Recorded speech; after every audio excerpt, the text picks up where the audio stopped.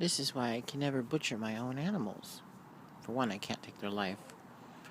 And two, I enjoy them as pets. She loves it when I scratch her head.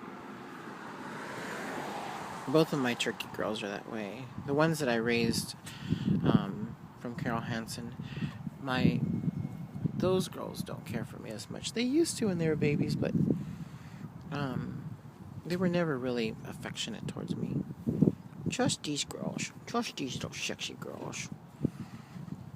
My Tom doesn't mind me kissing and hugging him, but he's not like the babies I've raised for Mary.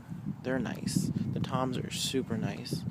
The hens aren't so much like these, but they're still nice girls. Look at that face. Oh, she always pushes every time I touch her beak. I had to cover this pot because they like to eat the flowers in the winter. And I don't want it to be gone because it blooms purple flowers. Alright. She's just sitting on the table. Oh my gosh. I'm cold. I gotta go in.